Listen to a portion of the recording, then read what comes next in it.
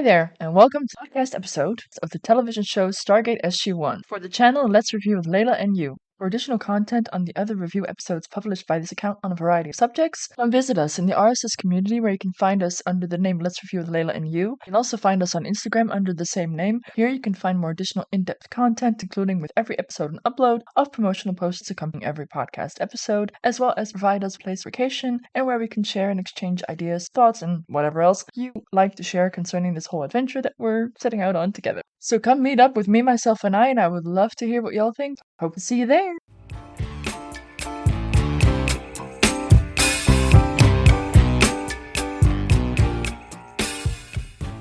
Welcome back for the review of another Stargate SG-1 episode. Today, we review episode 7 called Cold Lazarus. It was written by Jeffrey F. King, directed by Kenneth J. Garotti, and the original air date was August 29th, 1997. As for always, the episode starts off with the MGM lion roaring. On an exploratory mission of P3X562, SG-1 comes across a planet of bright yellow sand dunes littered with pits filled with smashed blue crystals, none of which appear to be intact. As I have since discovered, they filmed this on location at the sulfur pits at the Vancouver Wharfs, and for y'all not in the know, sulfur smells like rotten eggs, which I think we all can agree on is not exactly a happy smell. I myself have been to Derailment Turtle Beach in Turkey, famous for its mud baths, and take it from someone who knows that smell takes some getting used to. So, wow. I do have to say I deeply sympathize with the crew that had to film this on location, but I mean, it is a beautiful shot. Kudos, truly. Colonel O'Neill goes off to explore a bit outside the eyesight of the rest of the team, and as he encounters a blue crystal that hasn't been smashed, it blasts him backwards, leaving him unconscious in the sand. In the next shot, we see someone looking down on Colonel O'Neill, and that someone is Colonel O'Neill, as he hears Daniel call out over the radio saying they have finished their recon and are ready to return to Earth, and he returns home with them. There's our beloved General George Hammond again, welcoming the SG-1 team back home. The other O'Neill wondrously looks around the gate room as he is being scanned by someone with a yellow, I think, Geiger counter, checking for radiation. Apparently, he doesn't detect anything unusual or abnormal because still, no one appears to be the wiser that this is not our O'Neill. After the introduction song, we see the team debriefing Hammond about their findings on the planet. Though yes, we've learned that O'Neill clearly is not a big fan of debriefing, the fact that he is standing in a corner, clearly not engaging in the conversation, doesn't appear to be flagged as uncharacteristic or odd by any of the team members, or even General Hammond. Bit weird. But I mean, the man can't seem to resist making a snarky comment or two at every debriefing, I might imagine, so, sheesh, way to take notice when someone is clearly not feeling like themselves.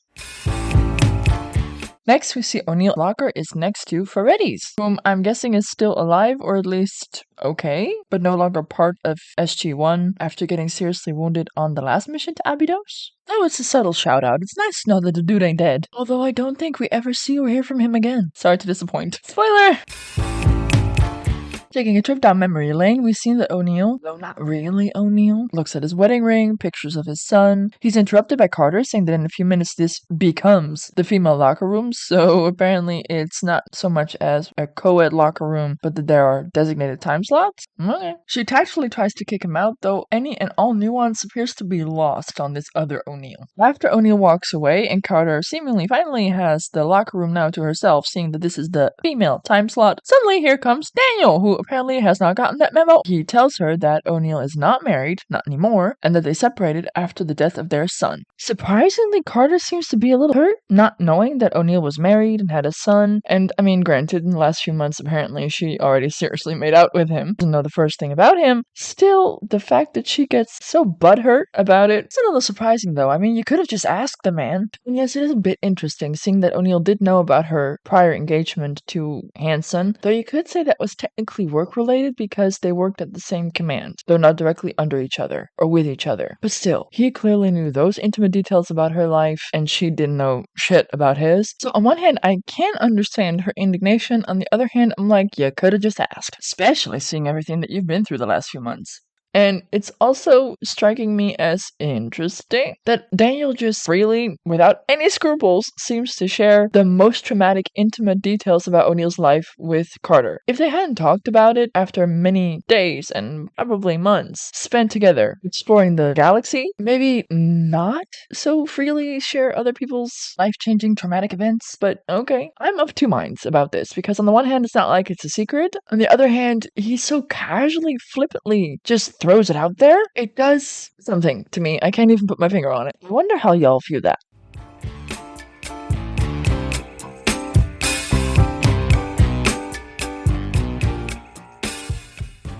This show really deserves props for continuity because these are two distinct conversations. One is before, in the locker room, where Carter is yet to take her shower, as apparently all the men had the shower before the briefing. Okay. So much for ladies first. She continues the conversation on the way to the lab with Daniel of finding out that Colonel O'Neill basically had a life outside, though technically before the Stargate Command. After her shower, where she seems refreshed and now wearing a coverall. For a second there, I thought they fucked up, but when I rewind and watch it again, I'm like, no, they did it wrong. You see her in a different outfit, so she evidently had her shower, though it was off screen. But still, the continuity of that, mwah, beautiful. Respect.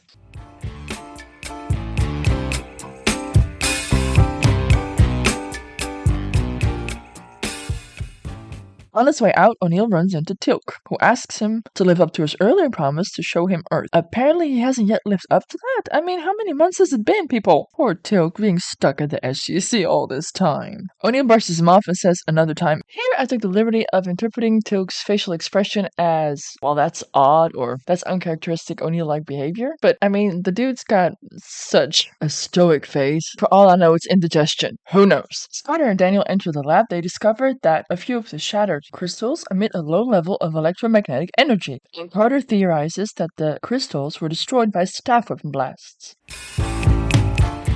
As the other O'Neill goes to visit the house that we saw in the picture, the house where he used to live with his family, we find out what it is he's trying to do, as he says, I need to find Charlie, is he here? His now ex-wife obviously doesn't take it very well that he conveniently seems to have forgotten that they lost their son. She ends up becoming so upset that she goes back into the house. But her father still invites O'Neill in. What I also can appreciate is that he is still her father, and he discloses to O'Neill that she is not over him yet, and warns him not to hurt her or else, as a true daddy should. So just a few minutes ago, in this episode, I praised them for their continuity. This scene also took quite some liberties compared to, okay, granted, the movie. This time around, we see that there's a lot of space-themed decoration in Charlie's room. A very keen-eyed fan discovered that the Lego set, Shark's Crystal Cave, that's featured in Charlie's room, wasn't released until a year after Charlie's supposed death. So that's a little less continuity for you there. But technically, it wasn't in the show, and it was compared to the movie. We basically just borrowed characters off of that and the gate concept-ish thingamajig. We can forgive them for that little snafu, right? And I mean, of course, in the movie he was named Tyler for one, but I don't remember seeing all that much space in his room that time around. But they clearly tried to proclaim his interest in space, although at that time, O'Neill had nothing to do with space. The Stargate, what happened after Charlie died. But it's a nice touch, I get it. Another prime example why I truly love this show is how they handle it. As we are looking at alien entity came through the gate and got out into the outside world of the Stargate Command Complex, could do God only knows what, seeing that they, from a crystal, can duplicate a whole frickin' person. Still knowing that, having that play in the back of your head, they beautifully take this moment to address grief, particularly grieving your child, the many ways in which you can do that. And here the other O'Neill, for instance, asks, what should I do, seeing that he now realizes that Charlie really is dead and gone, and former father-in-law tells him that his daughter, Sara, Charlie's mother, sometimes comes and sits in his room and talks to him. Maybe that could help O'Neill as well. And if that turns out to be the case, he's very grateful that O'Neill came over, especially since the loss of their child resulted in them ending their marriage. I truly love the writers and creators of this television series because they allowed for this moment to happen where his former father-in-law commends him for honoring his needs while dealing with the grief of losing his son. He commends him for coming there, knowing, no doubt, how awkward or difficult that must have been for supposedly O'Neill, and say that I'm grateful that if this is what you need, that you made the step to actually come here and try and fulfill that need. I really love that they so beautifully, so casually just slip that in there. That really truly makes me love this show, respect this show, and make me use my podcast to sing their praises. His former father-in-law also takes this moment to actually verbalize parents shouldn't outlive their children. It isn't natural. It really isn't, to the point that we don't even have a word for it. That it quote in ER of when your parents are gone, you're an orphan. When a spouse dies, you're a widow or a widower. But when you lose your baby, there's no word for that. I remember when she phrased it like that, it really kind of felt like a light bulb moment. As in, there really is no word for that. Like, objectively, to this day, we have failed to find a word to describe that, as far as I'm aware. I think that in of itself says a lot. Quite unlike the wackadoodles in my country. I mean, here, unfortunately, we have gotten to the point where they even decided on a word for touching stuff with your dick. I shit you not. I really wish I was, but no. Apparently, we did find a word for that one. Therefore, I like to interpret that as losing your child really truly is an unspeakable kind of suffering that just no word in any language could do it enough justice. Though I gotta add, touching stuff with your naked limpy dick, in my opinion, could also have gone without being assigned a word, and thus making it an actual thing. Because it's just don't. Please, don't.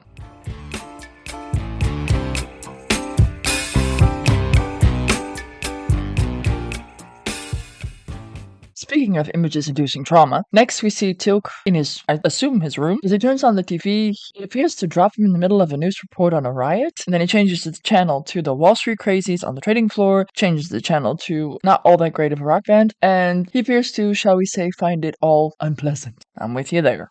As Carter and Daniel come running up to his room, Tilk says, "Your world is a strange place," making Daniel feel the need to respond, saying, "So's yours." Which I kind of find funny, that he somehow feels the need to defend Earth, while also, delightfully, point out that it's all relative. I mean, it's all in the eye of the beholder, though in this case, I think one can objectively agree on the fact that, yeah, both of our worlds are whack. At least some bits.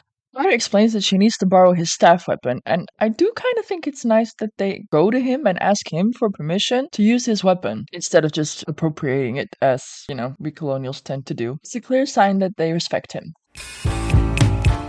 To continue on traumatizing images and moments, in this episode, they took the time to respectfully, though not in any way, shape, or form less haunting, the moment of Charlie's accident. You see O'Neill being welcomed home by his wife, and then you hear the gunshot and their initial response. That moment in the episode always still gets me. And to think that this was 26 years ago. This was before so many traumatizing mass shootings involving kids. To me, this episode, even back then, already made such an impact that I am just stunned, horrified, shocked. There are just not enough words involving gun control, gun laws, just sometimes people's general attitude towards guns, especially seeing how wackadoodle it's gotten in America. Like, I think it was a little over 2 or 3 years ago, and someone on social media wrote, "I always wanted to go to the United States, but now I'm not so sure anymore." And that made me realize, yeah, me too. When I was younger, I thought that all the awesome things on the planet came from the United States. Art, music, TV shows, movies, and I hoped one day emigrate to the United States, but Lord have mercy. Even now going on holiday there kind of frightens me, because there's just nothing you can do. Every single place that you visit, someone could be carrying a gun. Someone could be just seconds away from using that gun. And with my disability, I don't run that fast, so the whole duck and cover and all that jazz is limited, shall we say.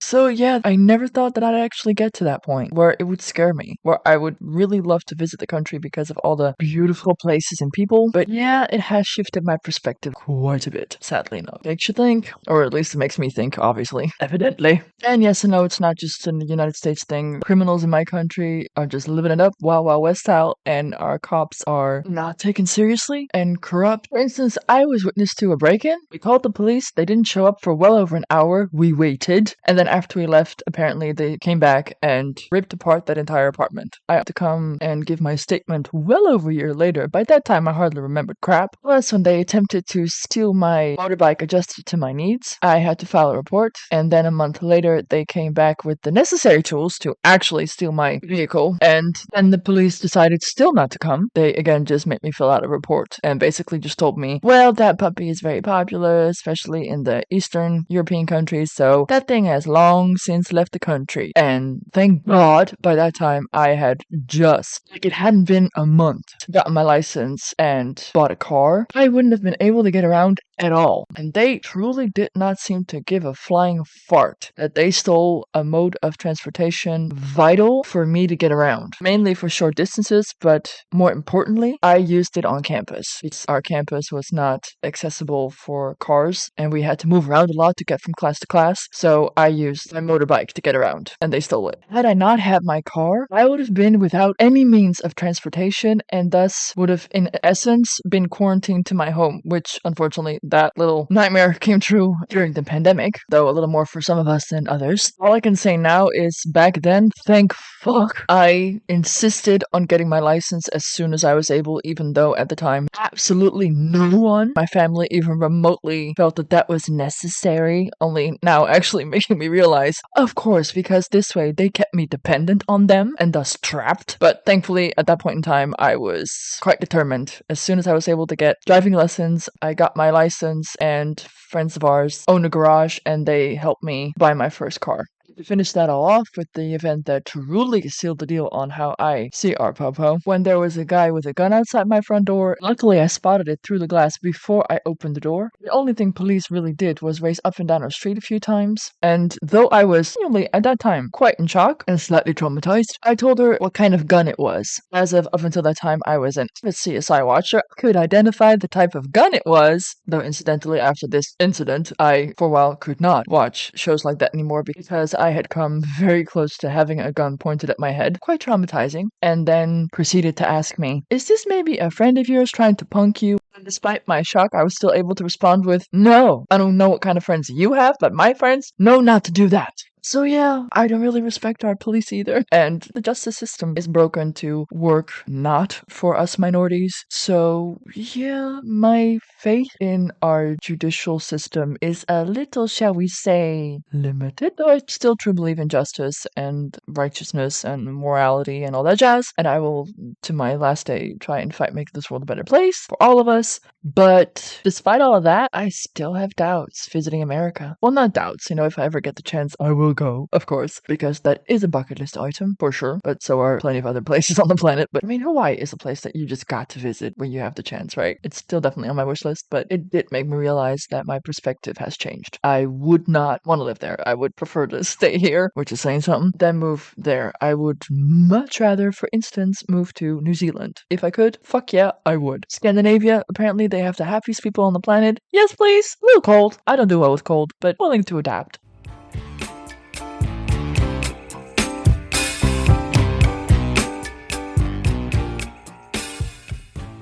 That is what I think we could call the classic brain fart train derailment. I'm so sorry. Okay, let's get back to the episode. Either O'Neill and Sara, they talk about Charlie. You see that him showing his emotions and starting to talk about it is opening her door to him again, but he just responds by saying that he needs to go back to the Stargate. Of course, she has no fucking clue what a Stargate is, and she clearly gets annoyed and thinks he is bullshitting her again. I actually really like that moment where she asks him where his O'Neill military bravado is, and he responds with, "I don't have it." This other O'Neill just doesn't seem to have the bluster of our O'Neills, despite us knowing that this is the other O'Neill and not actually Colonel Jack O'Neill. I do love that in this scene they show how healing and beautiful it is when you start opening up without inhibitions, without reservations, and start talking to each other. So again, we are witnessing the magic of Stargate SG-1, where they cover a topic that is quite serious and quite moving in such a beautiful, respectful manner, while also allowing room for a little lightheartedness. At Stargate Command, we see that Teal'c, Daniel, and Carter are in the gate room, and they let Teal'c blast the crystal with his staff weapon, and an alarm starts to go off. People get all in a tizzy, making Teal'c realize suddenly that perhaps Daniel and Carter hadn't asked permission for him to use his weapon in the gate room, and though they clearly lied to him, saying that, "Oh yeah, we asked." Thankfully, no one seems to get in trouble over this, which again makes for just that little break in all the seriousness that I just love. Carter explains to Took that she recognized the blast impact from when Apophis and his serpent guards shot up the gate room. The way that they go about this strikes me as odd, because, yeah, he was there, unlike you two. They even go as far saying that since your weapon is the same as the weapons Apophis' serpent guards used. Again, he was there! He was Apophis' first prime! I mean, what is happening here? Are we forgetting how y'all met? Who Teal'c was? What he did as Apophis' first prime? He kidnapped the airman. He took Sara. Just for a second here, it felt like we were completely forgetting the fact that Teal'c was there, was Apophis' first prime, and that is the reason that he has a staff weapon. Like, the entire scene, I was waiting for them to acknowledge that fact, but no. In conclusion, as a shock to none, yes, Carter's theory gets confirmed. The Goa'uls destroyed the crystals. Offhand, Carter also makes a remark that she would love to run the crystal through the spectrometer at Stanford, reminding us again that Teal'c is not from Earth by asking what is a Stanford, which I have to admit still kind of gets a chuckle out of me every single time. Yes, I'm that easy. As Daniel and Carter get their faces to pop up out of the crystals, this is the first time that we hear her say, "Holy Hannah." I love that exclamation. It's like an all-ages swear word. And I love to get creative with my swear words. Although nothing's better than the all-encompassing fuck. That word can genuinely be used for every single emotion on the entire spectrum. Very, very good to very, very bad and very painful. As this is all happening, suddenly there's an incoming wormhole, which apparently necessitates the gate spinning. Okay. Plus, before the gate connects, or you see the light of the connecting wormhole, they have seemingly already received the iris code because they remark on the fact that it isn't closing, and wow, that thing must have wicked range if it can come in before the wormhole actually connects. But those little insynchronicities, is that a word? That were still happening on occasion in those early days before we really nailed down the whole physics of it all. Anywho, the visitor knocking at our front door is none other than our original O'Neill. He yells at them, "What are you guys doing? Leaving without me?" And Hammond responds with, "Who are you?" From our perspective, it's like, who the fuck are you? We already have our O'Neill. So he's taken into custody. Where next we see that the team and the general are watching him on a monitor, where he gets up on a chair, yelling at the camera, "Come on, get me out of here. Let me put it nicely, get me the hell out of here," making both Carter and Daniel, and even General Hammond, crack a little smile, I do believe, saying, "If that isn't O'Neill, I want to know who the hell we're looking at," because yeah, he sounds an awful lot like our O'Neill. Other O'Neill, meanwhile, is in the park with Sara, where we continue on how a married couple can deal with the grief of losing their child. She invites him to talk to her, and he explains that he left because she was angry when Charlie died. Though accurate, I can fully understand why that pisses her off, saying, "You're trying to tell me it was my fault?" And she rightfully points out he could have talked to her about it. Should have, in my opinion. And that clearly shows where their marriage fell apart was because they didn't talk to each other about what they were going through. A lot of feelings, a lot of resentment was felt but wasn't shared, and yeah, that'll break up your marriage fast, even though this is a very weird situation, and you have to keep reminding yourself this isn't the real O'Neill. The fact that he is so uninhibited and without reservations and just answers truthfully creates these beautiful moments where finally stuff is getting talked about, and thus they, or in this case for now, she gets to heal a little more, because she clearly left him because he just wouldn't talk to her or talk with her about what happened. What I've seen and learned is how important it is find a way or find someone that can help you acknowledge that there's something to talk about, no matter how hard it is, and either with the help of a therapist or someone who's more removed from the entire situation, even and maybe especially at this moment in time you are unable to talk about it with them or with anyone in particular. Just the simple acknowledgement that there is something to work on, to talk about, to process, is showing that you're trying. That oftentimes is what the person actually wants acknowledged. Even and maybe especially if you're unable to share your feelings with that person for whatever reason, by acknowledging that there's something to heal from can already be a very helpful step in the healing process. Because even if you're unable to give words to all that you're feeling, it shows the person that there is something worth fighting for. Oftentimes that is the acknowledgement that people people seek. And yeah, it can hurt if your partner is unable to talk to you about your shared loss, but seeing that they process it at least somehow, some way that works for them is better than not talking about it at all and just bottle up all the anger and resentment until it blows up, either in your face, in their face, in all y'all's faces, in your entire family's face. So yeah, please, if you have anything in your life that's difficult to process, allow yourself to find a way to deal with that, and as much as you can, try to translate that to the outside world as I'm working on it, to make it easier for others to be kept at a distance, but still feel seen, acknowledged in that they have a part in it too. Someone who was gaslit a lot,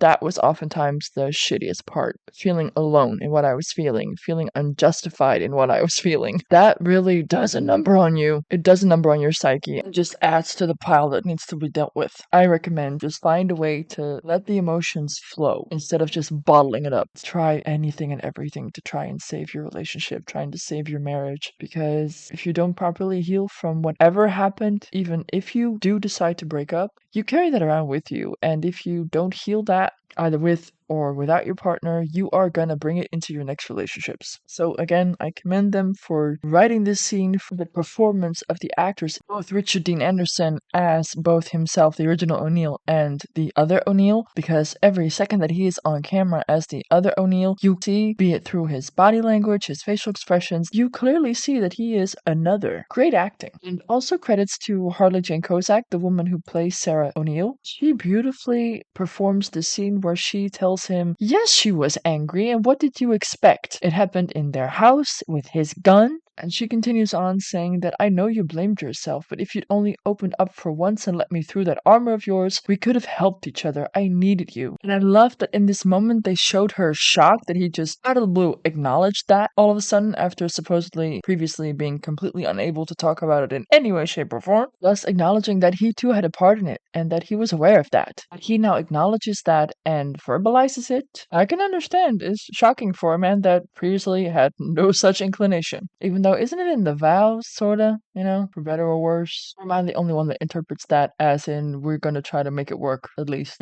talk about it extensively first? That is how I interpreted those vows, but hey, could just be me. He then tries again to explain why he came today, and that he was trying to bring Charlie back through the Stargate, which, pisses her off because she still doesn't know what a Stargate is. And while she is ranting after that beautiful moment, he suddenly gets up, collapses in pain, and is surrounded by electrical surges, so yeah, she takes him to the hospital because that is not okay.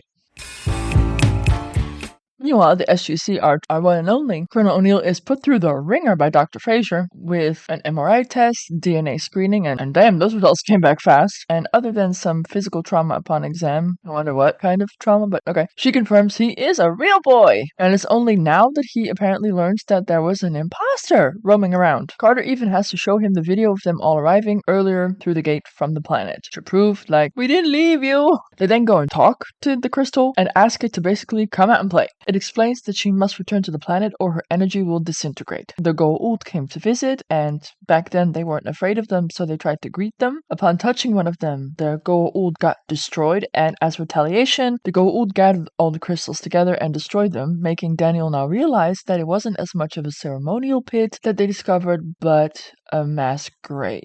And then a prime example of context and perspective being quite relevant to the interpretation of a story. As they learn for sure that the other O'Neill is nowhere to be found in the mountain, Carter tells him that the energy in the crystal is starting to decay, releasing ionized particle radiation. And I looked this up. When ionizing radiation interacts with cells, it can cause damage to the cells and your genetic material, aka your DNA. If not properly repaired, this damage can result in the death of the cell or potentially harmful changes in the DNA, meaning mutations. So, yeah, not good overall. We're not X-Men. Not yet, as far as I know. Ooh, if only. As she explains, the more that the other O'Neill starts to decay, anyone nearby could get a lethal dose. As they now try to figure out where it could have gone, seeing that it left the mountain, Carter suddenly shares that she saw it going through O'Neill's personal stuff. O'Neill immediately tries to phone Sara, but of course there's no answer. Shortly thereafter, as SG-1 prepares to go out after it, Hammond discloses that less than an hour ago, a J. O'Neill was admitted to the hospital. Teal'c is carrying his stuff staff weapon, but Hammond says he can't take it with them, making Teal'c respond, "I have seen your world. I will need it." And God, this is why I love this show so much. This bit always makes me laugh because,